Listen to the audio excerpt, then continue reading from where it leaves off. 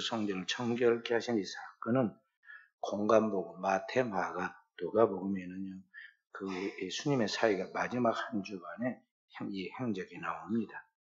그런데 요한복음에는 예수님의 이 성전을 청결케 하는 사역이 처음 부분에 나옵니다. 그래서 학자들은 해석을 하기를 2번 이런 일을 행했다. 예수님의 공생애를 할 때 3번 예루살렘에 올라가셨는데 그걸 2번 했다고 해석한 사람도 있고, 또 어떤 학자는 한 번의 사건인데 이것을 기록한 저자의 편집 의도에 따라 앞에 두기도 하고 뒤에 두기도 했다고 해석을 하기도 합니다.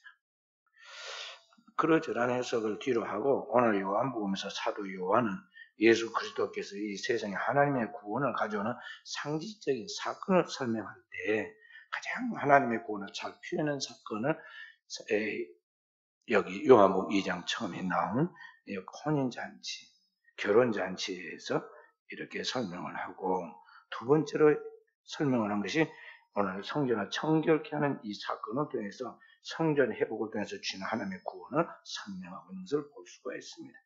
그래서 주님께서 이 성전을 청결케 하는 사건을 통해서 진정한 하나님의 성전이 무엇인가를 우리가 깨닫고 그 하나님 앞에서 바른 신앙생활을 축복받도록 그렇게 가르쳤다는 것입니다. 이스라엘 백성들의 신앙은 이 성전의 기능을 통해서 그들의 신앙이 완성되어 갑니다. 그래서 유대교에 있어서 성전은 그들에게 아주 중요한 역할을 하고 있는 걸 볼 수가 있어요. 그래서 여기 이스라엘 백성들이 하나님께 드리는 제사, 오늘날의 예배는 그 제사의 잔치를 통해서 하나님과 그의 백성이 교제하는 것입니다. 그래서 이 이스라엘 백성들은 그들이 하나님 앞에 예배하는 그 제사하는 성전이 매우 중요해서 이 성전 공동체를 이루었어요. 그래서 출애굽한 그때부터 시작해서 나라를 건국하고 건국 후에도 계속해서 성전을 짓습니다. 출애굽은 이후 광야에서 제일 먼저 한 일이 회막이라는 성전, 천으로 만든 장막 성전을 짓는 것이었습니다. 그리고 그들이 가나안 땅에 들어가서 건국하에서는 그들은 다윗과 솔로몬의 전성기를 통해서 황금 성전을 지어서 그때 그들이 이제 최고의 전성기를 꽃피우면서 영화를 누리게 되죠. 그런데 그 솔로몬의 성전이 얼마 후에 바벨론에 의해서 무너지고, 그리고 그 이후에 이스라엘은 또다시 로마의 식민지 속에 지배받고 있습니다. 계속해서 그들은 성전을 세우고 얼마 후에는 성전이 무너집니다. 그래서 원래 아브라함의 혈통을 타고난 사람이 아닌 에돔 출신의 이 헤롯은 이 어머니가 유대인이었어요. 그러니까 모계 혈통 사이라 그걸 통했지만 아버지가 에돔 사람입니다. 그래서 이스라엘 백성들이 탐탁지 않게 여긴 것을 알고 그들의 수건이 무엇일까? 그들의 소원을 풀어줘야겠다. 그래가지고는 성전을 건축했는데 무려 46년 동안 걸쳐서 건축했어요. 그리고 요사이 우리로 말하면요, 선거 때만 되면 도로를 파고 또 뭐 길에 뭘 갖다가 설치하고 또 선거 지나고 나면 또 쉬었다가 다음 선거가 시작되면 또 하고 뭐 이런 식으로 성전 건축만 46년을 걸렸어요. 어찌됐든 그렇게 해서 이스라엘 백성들의 그 인심을 그에게로 돌아오게 하려고 애를 썼는데, 바로 그 성전에 예수님이 올라가셔서 이스라엘의 최대 명절인 6월절에 성전에 올라가셔서 백성들이 하나님 앞에 제사드리러 나오는 그때 성전을 대청소하면서 큰 소리로 외칩니다. 오늘 19절의 말씀입니다. 뭐라고 그랬습니까? 19절 함께 예수께서 대답하여 이르시되 너희가 이 성전을 헐라 내가 사흘 동안에 일으키리라.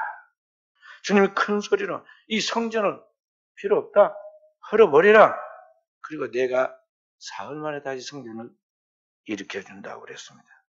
그랬더니 성전 공동체이고 성전을 최고의 갖추는 걸 생각한 이스라엘 백성들이 너무너무 화가 났어요. 그래서 지독한 미움을 받아서 예수님을 고소하기도 했고, 이것이 이제 빌미가 돼서 결국은 예수님이 음모 속에서 죽게 되는 일이 벌어지는 것입니다. 근데 그런 모든 걸 알면서도 예수님이 왜 이 성전을 하려고 말씀하시는 것을 우리가 알아야 합니다. 그리고 주님이 너희가 성전을 헐면 내가 사흘 만에 46년 동안 건축한 것이 아니라 사흘 만에 다시 일으키리라고 그랬습니다.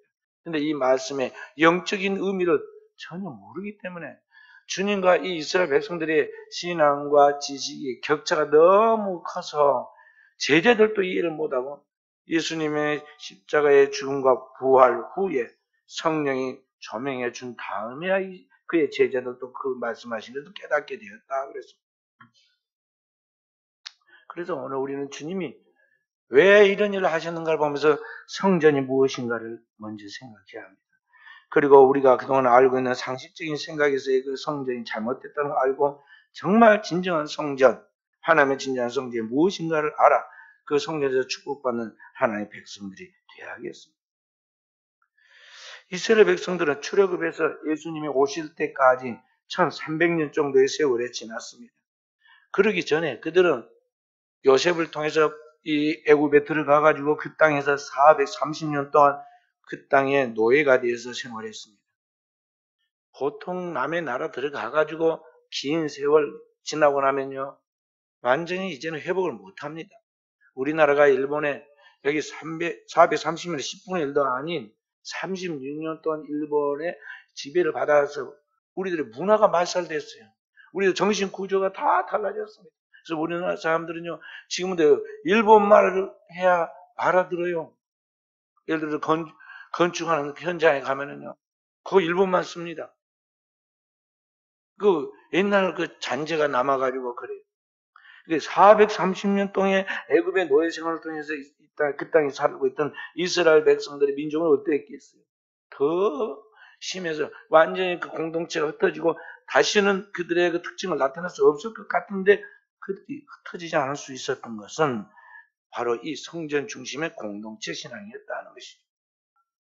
그래서 출애굽에 나왔을 때 그들이 광야에서 제일 먼저 한 것이 무엇이었느냐 하면은 하나님의 성전, 광야의 성전을 불리는 회막을 지었어요. 그리고 회막을 중심에서 거기에 하나님의 말씀이 율법의 법궤를 넣고 거기에 좌우, 동서남북으로 그렇게 성전을 중심에서 백성들의 집을 이렇게 이제 다 그 당시 유목민이니까요.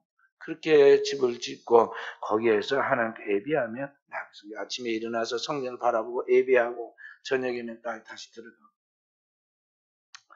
그래서 이스라엘 백성들이 이와 같이 성전 중심의 생활을 했는데 가나안 땅에 들어가서 살 때도 제일 먼저 심혈을 기울인 것이 뭐냐면 이제 제대로 된 성전을 한번 세워보자 하는 것이었어요. 그래서 다윗은 누가 시킨 것도 아닌데 거기 다윗성이라는 그 백향목 왕궁에 거하면서 마음의 양심의 가책을 느꼈습니다. 나 같은 죄인이 뭔데 이렇게 좋은 집에 살면서 하나님의 성전은 저기 들판에 그 바람에 휘날리고 짐승이 침범할 가능성이 있는 그런 천막에 그렇게 하나님의 성전이 있다는 게 양심이 찔렸습니다. 그래서 하나님의 성전을 지어야겠다고 그런 마음의 생각이 있어서 어느 날 선지자 나단을 불러가지고 상담을 했습니다. 그래 나단이 어떻게 누가 시키지도 않는데 그런 생각을 할 수 있었는데 당장 그러십시오. 자기라서 하나님이 돼가지고 허락을 했는데 돌아와서 기도를 하니까 하나님이 아니다고 그랬어요. 다시 지으면 안 된다. 왜 안 됩니까? 그러니까 그는 군인이라 전쟁을 또 피를 많이 흘렸으므로 피 흘린 손으로 성전을 짓는 게 합당치 않다. 그러니 그 마음은 받고 대신 그 아들 때 평화를 주고 그때 성전을 짓게 만들겠다. 그렇게 말씀을 했어요. 그래서 다윗이 준비하고 솔로몬이 조립을 해서 하나님의 성전이 예루살렘에 세워지게 됐죠. 그 성전이 황금 성전입니다. 그래서 이스라엘 백성들은 전 국가가 경제적으로 최대 전성기를 맞게 되고 신앙적으로도 아주 대단한 그런 자부심을 갖게 되었는데 사실은 그때부터 이스라엘 백성의 신앙이 병들기 시작합니다. 다시 말해서 하나님께 드리는 예배, 성전 예배에 잘못된 것이 드러나기 시작했다는 거죠. 화려하고 웅장한 황금으로 지은 성전에 모이던 만 백성들, 그 성전에 드리는 많은 소와 양과 비둘기의 예물들, 이스라엘 백성들이 최고의 것만 바치는 바로 그곳에 주님이 기도하면 다 들어주신다고 그랬고 무엇이든지 안 될 것이 없는 걸 다 들어주시는데 이스라엘 남자들은 1년에 3번씩 꼭 성전에 가서 11조와 예물을 바치고 예배하라고 규정을 정해놨어요. 그래서 이제 나라 전체가 하나의 성전을 섬기니까 전 국민이 다 성도니까 그들의 재산이 전체가 다 하나님의 것이니까 얼마나 이스라엘 나라의 이 성전이 부강하고 대단했겠어요. 그래서 그 성전에서 자연히 제사를 인도하고 집행할 제사장 그룹, 오늘날은 보면 목회자들이 있고 그 백성들을 가르칠 서기관과 율법사들이 있어요. 오늘날로 보면 신학 교수와 성서 연구자들이. 그리고 믿는 무리들도 다 잘 믿어보겠다고 팔을 형성했는데 오늘날로 말하면 장로교, 감리교, 성교교 같은 교단. 그 당시에는 바리새파, 사도계파, SNF파 그런 팔을 형성했어요. 그들 경쟁하면서 그렇게 이제 나아가는데 문제는 그렇게 신앙생활을 편하게 쉽게 너무나 대우받으면서 하다 보니까 타락하기 시작했다는 거예요. 우리나라가 고려시대도 불교, 그 다음에 유교시대인 조선시대에도 사실은 불교적인 성향이 강했어요. 신라시대 때도 역시 불교적인 성향이 있었어요. 우리나라의 역사 속에 불교적인 성향이 많아요. 그러다 보니까 과거에는 이 절의 권한이 대단했어요. 그래서 무슨 말이 옛날에 있었냐 하면 중이 염불에는 관심이 없고 제밥에만 관심이 있다 그랬어요. 제밥이면 제사밥이다 그 말이 줄임말이에요. 쓸데없는 데다가 신경 쓰고 공을 들여야 할 사람이 공을 안 들이고 그렇게 형식적으로 하고 있다는 거죠. 이게 이스라엘 백성들이 그랬습니다. 성전에 나와서 예배드리는 사람이 다 화려하게 뭔가 한가득 한 사람들입니다. 근데 그 나온 사람들이 다 자신의 이권을 바라는 사람들이 거기에 관심 있고 그것 때문에 서로 자기 이권을 놓치지 않고 파벌을 형성했어요. 그러니까 성전이 순수하게 성령의 감동에서 하나님께 예배하는 것이 아니라 모든 이권 다툼의 근원지가 되었다는 것이죠.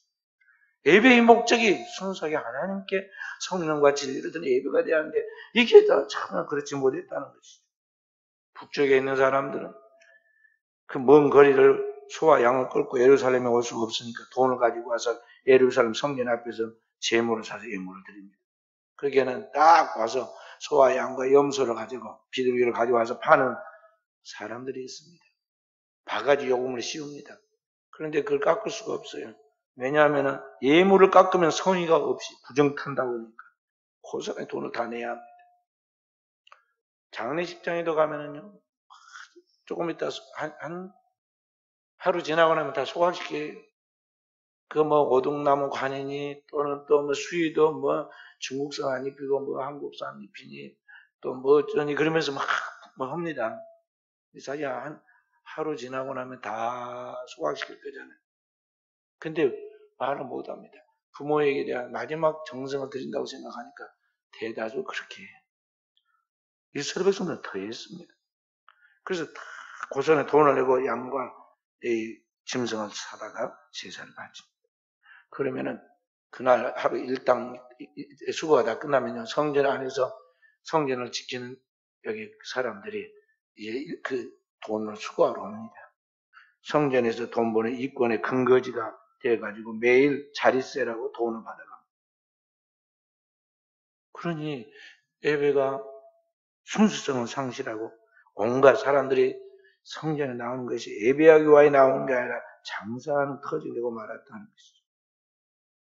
이게 심해가지고 과거에 의식 있는 예언자들과 왕들이 나서 이 신화의 병든 모습을 고쳐볼 애를 썼습니다. 그래서 역대하 34장, 35장에 보면 요시야 왕이 일어나서 종교 개혁을 합니다. 또 이스라엘 백성들의 마지막 이제 바벨론에 포로되기 직전에 시디게 왕 시대에는요 이스라엘 백성들의 그 종말을 바라보면서 눈물로 기도하고 선포했던 에레미야 선지자 메시지가 에레미야 7장이 쭉 나옵니다. 그런데 거기에 나온 말이 오늘 본문에도 나옵니다. 여호와 전이라는 거짓말을 하지 마라. 도적의 너희가 하나님의 성령을 도적의 구렬로 보느냐 그랬어요.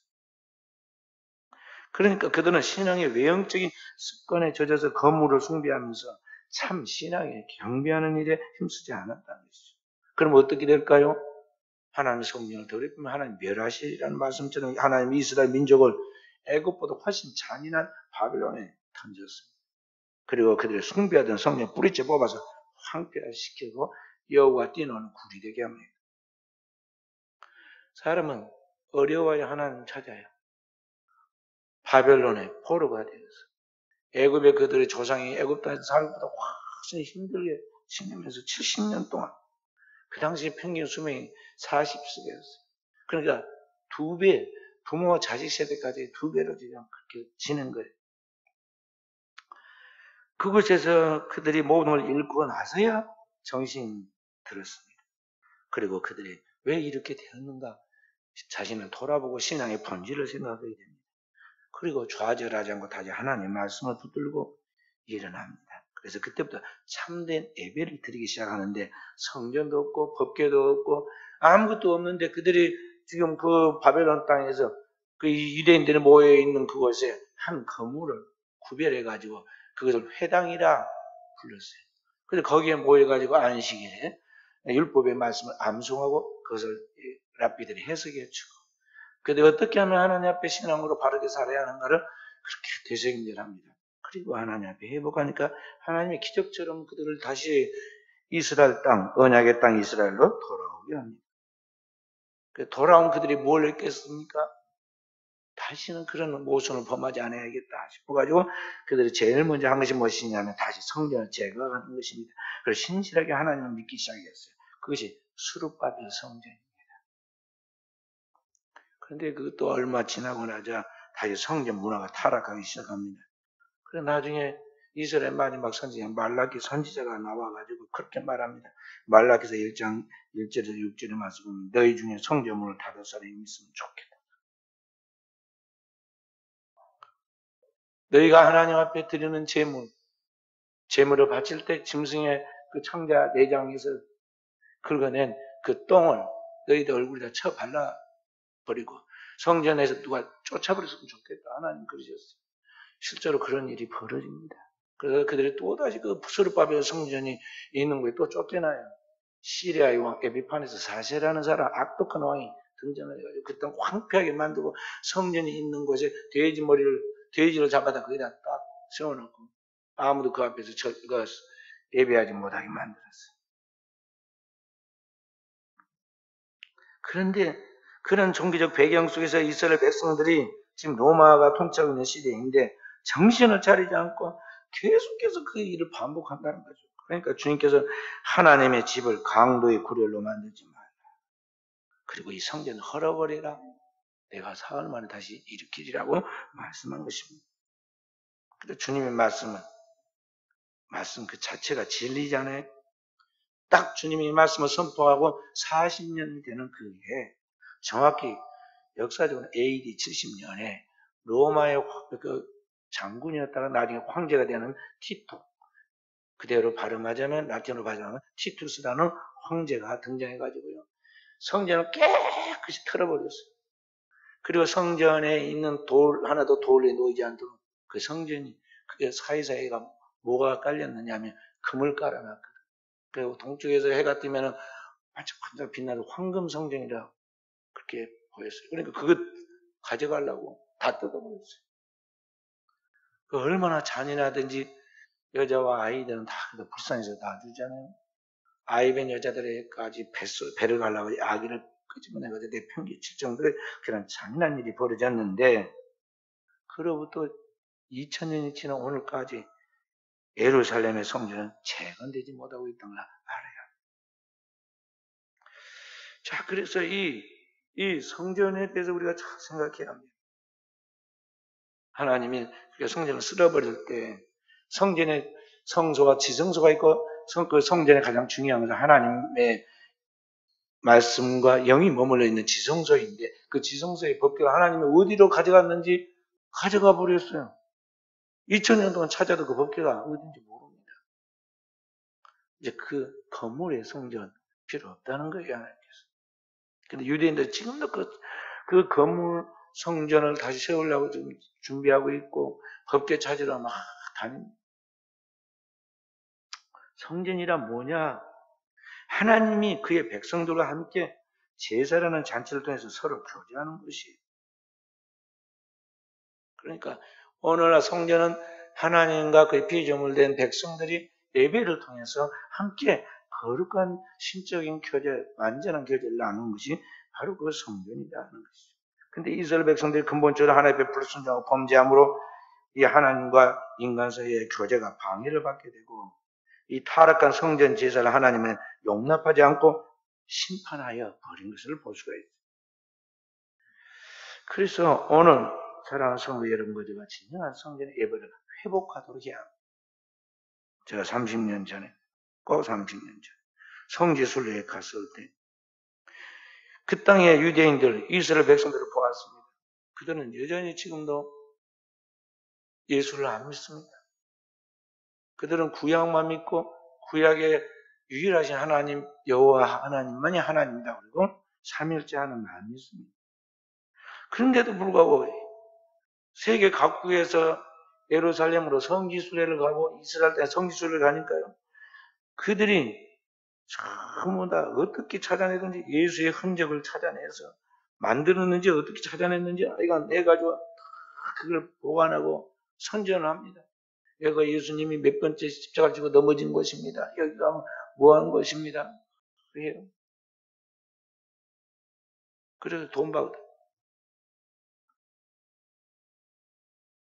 그래서 성지순례 가가지고 우리들이 숭고한 마음으로 가서 뭘 막 사잖아요. 제가 갈 때 사람들한테 그거 사지 말라고 자꾸 이야기합니다. 거기 안내하는 가이드가 꼭 그 쇼핑몰로 데리고 갑니다. 그러면 제가 사지 말라고 막 자꾸 뒤에서 그럽니다. 왜냐하면 거기서 40%는 것이요. 끝나고 나갈 때 정도 되면 저 길거리에서 1불이면 사거든요. 1불이면 사. 뭐 파피루스로 된 성화라든지 뭐 이런 거. 그거 뭐 진짜가 됐든 가짜가 됐든 그게 진짜 가짜가 어디 있어요? 그냥 그려놓은 거지. 파피루스에다가. 그러니까 우리가 이게 백화점에 열어놓으면 저게 꽤 값이 나가다가도 시장통에 갖다 놓으면 저거 제가 못 받고 그것도 같습니다. 어찌됐든 그들은 그렇게 살아가는 것을 보았어요. 우리 기독교 초창기 때 신앙을 위하여 그 신앙을 지키기 위하여 지하 카타콤에서 일생을 보내면서 경건한 신앙을 유지하기 위해 힘썼던 초대교회 신자들이 기원후 325년에 로마의 황제 콘스탄티누스에 의해서 신앙의 자유가 공인되자 그때부터 기독교인들이 아주 존경을 받고 추앙됩니다. 그리고 모든 사람들이 하나님께 돌아서 예수 믿겠다고 신자가 되고 그렇게 해서 하나님을 믿으니까 물질이 풍요해졌습니다. 그리고 성전이 이제는 카타콤이 아니라 거대한 고딕 양식의 성전이 건축되기 시작했습니다. 그러니까 전 국가가 이제 교회를 다니고 로마가 지배하고 있는 모든 세계의 성도들이 다 하나님 앞에 나면서 세례받고 나면서 11조하고 그러니까 교회가 너무 부자가 되었어요. 그러자 교회에서 일하겠다고 하는 성직자들이 또 줄을 섰습니다. 너무 인기가 있어가지고 성직을 돈을 주고 매매했어요. 그래서 온갖 부조리가 난무하니까 결국에는 그 한계점에서 종교개혁이 일어난 것입니다. 우리 한국교회도 마찬가지입니다. 우리 한국에 최초의 복음이 전파되었을 때 수많은 기독교인들이 고문을 당하고 순교하고 감히 몰살당했었습니다. 우리가 잘 아는 조선시대 최대의 신학자이고 우리 한국에 나온 역사 속의 신학자에서 가장 뛰어난 학자로 불리는 다산 정약용 그분이 기독교인입니다. 그분이 신자예요. 믿는다는 것 때문에 그와 그의 형 정약전이 둘 다 유배를 해서 한 사람은 강진으로 한 사람은 저 역산도로 유배를 했잖아요. 근데 그게 복이 돼가지고 거기에서 그 학자의 그런 특성을 발휘해가지고 계속 걸었었어요. 그가 쓴 책이 500권이 넘었어요. 그렇게 믿음을 지켰어요. 우리나라가 그렇게 하나님을 믿었는데 기독교인과 1000만을 넘어서고 신학교가 난립하자 이제는 서로 목사 되겠다고 목사 안수가 남발합니다. 교단의 총회장도 서로 되겠다고 그렇게 앞장서서 그런 좋지 않은 이야기들이 들려옵니다. 교회 신자도 또 마찬가지입니다. 밖에서는 별짓을 다 하고도 교회 안에 들어와서는 구원받았다고 헌금하고 기도합니다. 그리고 이왕이면 자신의 일에 도움이 될까 해서 말이죠. 큰 건물과 숫자가 많은 교회를 찾아갑니다. 그것에 사람들이 알아주는 사람 되려고 자리를 찾아 감투싸움을 벌입니다. 구약에서부터 오늘 현대사회까지 가장 안타까운 것이 뭐냐면요. 주님의 이름으로 화려하게 분칠한 그곳에 하나님이 모독을 받고 있다는 것이죠. 그래서 주님이 너희가 이 성전을 헐라 말씀하신 거예요. 그리고 내가 사흘 만에 다시 일으키리라 하는 것입니다. 그러므로 진정한 하나님의 성전이 뭐냐 하는 것입니다. 성전은 건물이 아닙니다. 모세가 광야의 성전 해막을 지을 때 하늘에서 보이신 것을 그가 번호를 따가지고 그걸 지었다고 그랬어요. 구약성경 출애굽기 40장 16절, 21절, 27절, 32절 쭉 보면은 거기 성전을 지을 때 하늘에 보여주신 것을 짓습니다. 솔로몬이 황금 성전을 지을 때도 역시 마찬가지입니다. 다윗이 하나님 앞에 기도하는 가운데 하나님의 성령으로 그에게 보인 것을 미리 그려주고 그에다 다 재원을 알려주고 성전 건축물을 충분히 모아두었습니다. 그 아들 솔로몬은 지혜가 많고 똑똑해가지고요. 조립을 잘했어요. 그래 7년 만에 성전을 건축했는데 거기서 더 나가면 안 됐는데 자기가 왕궁을 13년 동안 짓고 이방 결혼하지 말라니까 이방 여인들과 혼연을 해가지고 결혼해서 1천 여자를 거느리고 그 여인들을 기쁘게 하기 위해서 우상의 정각을 예루살렘 성전 짓는 그곳에다 가득하게 세웠어요. 모순이죠. 그래서 이스라엘이 결국은 망하게 됩니다. 그래서 이 건물이 하늘에 대한 그림자이지 모형이지 건물 자체가 성전이 아니라는 걸 알아야 돼요. 그러면 그 실제 모형이 보이고 있는 실체가 뭐냐? 요한계시록 21장 22절에 거기에 나옵니다. 함께 찾아서 읽어봅니다. 요한계시록 21장 22절 말씀. 함께. 성 안에서 내가 성전을 보지 못하였으니 이는 주 하나님 곧 전능하신 이와 및 어린 양이 그 성전이십니다. 이게 분명하게 말씀하잖아요. 하나님의 나라에 가보니까 하나님의 성전이 없어요. 성전이 없어. 새 하늘과 새 땅과 새 예루살렘이 있죠. 근데 그 새 예루살렘은 뭐냐 하면은 우리 성도들이 거기 공동체를 이루고 있는 그게 새 예루살렘이고 성전은 없어. 그럼 성전이 뭐냐? 여기 이야기해요. 주 하나님, 곧 전능하신 아버지와 그의 보내신 하나님의 아들 어린 양이 하나님의 성전이다. 그랬어요. 그리고 세상에 생명의 참 빛인 주님이 계시기 때문에 이 세상에 이 유한한 물리적인 태양이라든지 빛이 쓸데가 없어요. 그래서 태양이 없어도 거기에는 왜냐 하나님께로부터 나오는 그 영광의 광채가 해보다 더 밝은 빛이 온 세상을 비추고 있기 때문에 그러한 것입니다.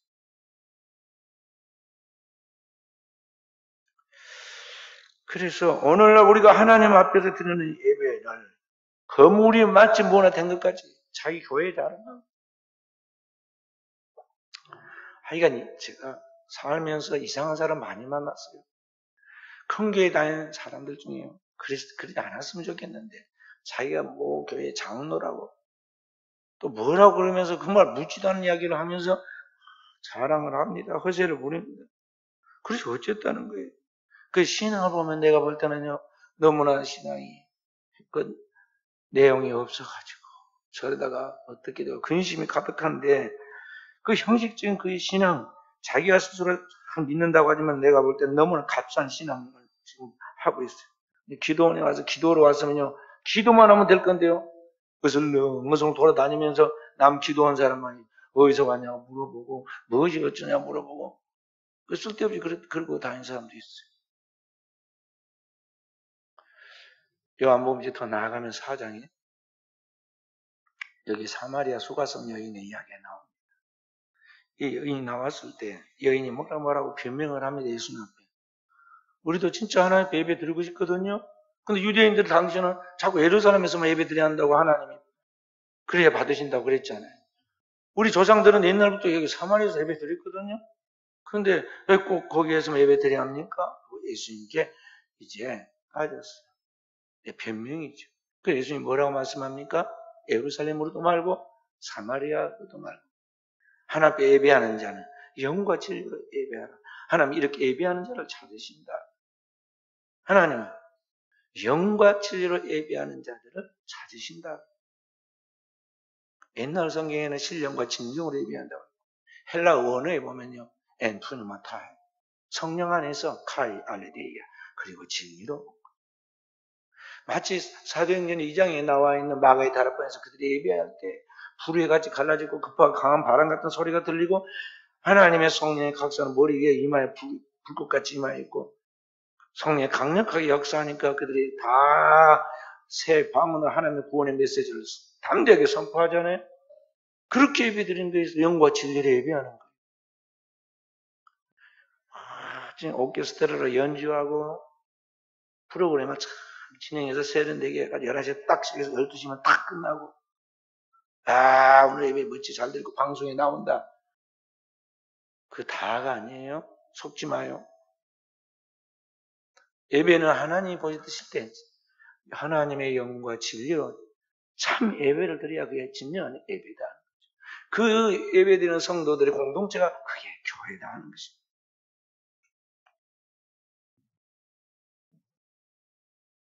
그렇게 예배하는 자들을 주님께서는 뭐라고 그랬습니까? 내가 사흘 만에 다시 일으키리라. 인간의 죄와 허물을 짊어지 십자가에 희생한 예수 그리스도가 부활하심으로 새 생명이 되어 주심으로 인간의 영원한 성전을 다시 세워진 것을 말하는 겁니다. 그래서 제자들이 주님이 부활하시는 후에야 그 말씀의 의미를 깨달았다고 그랬어요. 에베소 1장 23절에 보면 교회는 그의 몸이니 만물 안에서 만물을 충만케 하신 자의 충만이니라 그랬어요. 그래서 오늘 죽음으로 예수 그리스도의 죽음으로 맺은 새 언약의 백성된 우리 성도들이 하나님의 백성으로서 오늘 우리 안에 하나님께서 하나님의 영으로 내주하신다는 걸 하나님께서 그 백성과 함께 이루어가는 이 공동체, 우리 성도의 거룩한 공동체가 이게 교회라는 걸 알고 오늘 우리가 하나님의 성령으로 교통하면서 하나님 앞에 예배하는 가운데 교제하는 가운데 하나님의 신성과 영광이 나타나서 오늘 우리가 하나님의 심적 생명이 우리에게 나타나는 영생의 축복을 누리는 종들이 되어야겠습니다. 말씀을 마치도록 하겠습니다. 이제 우리 하나님 앞에서 우리가 진정한 성령이 된 주님 앞에서 우리가 사마리아 여인처럼 영과 진리로 진정한 예배를 드리는 이 시대에 껴있는 종들이 되어야겠습니다. 사마리아 여인 혼자 예수님과 독대했지만은 그 한 사람이 깨어나니까 동네 전체가 다 하나님 옆에 한순간에 돌아오잖아요. 한 사람이 중요해요. 한 사람. 우리 하나님 앞에 영과 진리로 그 몸을 산 제사장이 영적 예배를 드리는 그 한 사람이라는 거죠. 주님은 그렇게 예배하는 자를 찾으신다 그랬어요. 역대 16장 9절에 하나님 온 땅을 두루 감찰해서 전심으로 자기를 행하는 자에게 능력을 베푸신다 그랬어요. 그 사람을 찾으신다. 오늘 그 축복이 우리 사랑하는 순천교회 성도들에게 나타나시기를 주님의 이름으로 축원드립니다.